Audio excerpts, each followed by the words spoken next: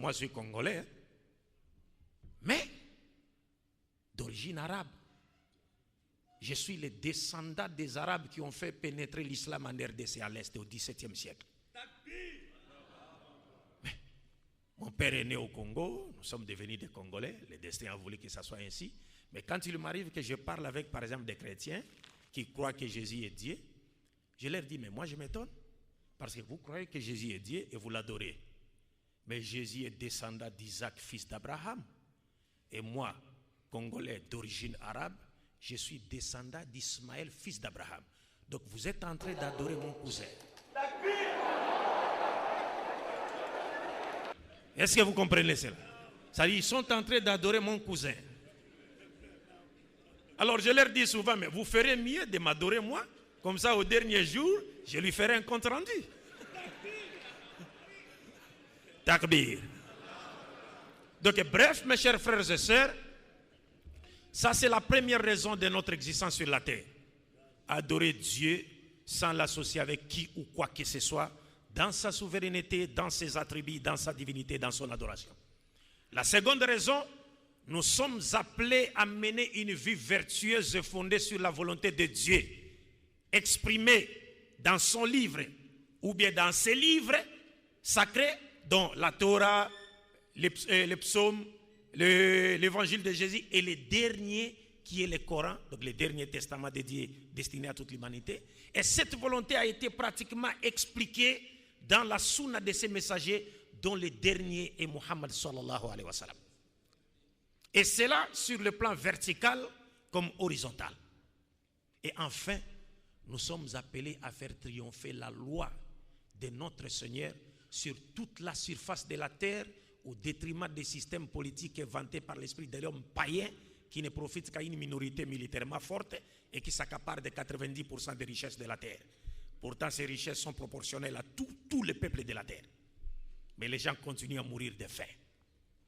Alors que Dieu a placé ces richesses, elles sont proportionnelles à tous les peuples de la terre. Mais comme l'a dit le cheikh, on n'impose pas la charia. On n'impose pas la charia. On éduque d'abord la masse. Alors, bref, mes chers frères, pour que l'homme arrive à connaître le but de son existence, le prophète Mohammed sallallahu alayhi wa sallam nous dit, Dieu nous a envoyé des prophètes. Et parlant du nombre des prophètes qui ont été envoyés par Dieu, le prophète Mohammed sallallahu alayhi wa sallam nous dit, Dieu a envoyé 124 000 prophètes, dont 313 messagers. Prophètes, Nabi, messager, Rasoul. En hébreu, Navi, Shaloucha, Rasoul. Il y a une différence entre prophète et messager, parce que les prophètes n'apportent pas la loi, mais un messager est en même temps un prophète. Donc il peut aussi apporter une loi qui abolit la loi qui l'a précédée. Il n'y a jamais eu plusieurs religions provenant de Dieu. Il n'y a qu'une seule religion que Dieu a révélée à l'humanité, mais qui a connu plusieurs dispensations prophétiques dans l'espace et dans le temps. Il n'y a jamais eu plusieurs religions. Dieu est unique. La vérité salvatrice, elle est unique. Le but de la création de l'être humain est unique. Le but de l'envoi des messagers de Dieu est unique. La religion compte apporter les messagers de Dieu, elle est unique. Il n'y a pas plusieurs religions. Vous verrez les autres religions là. Ce sont des religions qui portent les noms des hommes. Et ces hommes-là ne connaissent même pas ces noms-là. Est-ce que vous comprenez? Vous pouvez voir aujourd'hui le judaïsme. Mais est-ce que Moïse connaît le mot judaïsme? Non. Vous allez voir le christianisme. Est-ce que Jésus connaît le mot christianisme? Non. C'est pourquoi notre père Abraham, qui nous a appelés musulmans, Dieu parlant d'Abraham dit, Ma kana Ibrahimu Yahudiyan wala Nasraniya walakin kana Hanifan muslima wa ma kana minal mushrikin. Abraham n'était ni juif ni chrétien, mais il était qui? Soumis, musulman. Wa ma kana minal mushrikin. Et il n'a jamais été du nombre des mushrikoun, associateurs. Je commence par la dernière partie. Wa ma kana minal mushrikoun. Vous savez que le nom d'Abraham est une expression de l'unicité de Dieu. Parce que Abraham, en langue araméenne, Ibra, veut dire refuser. Hima, c'était le nom du grand Dieu idole qui était adoré par le peuple d'Abraham.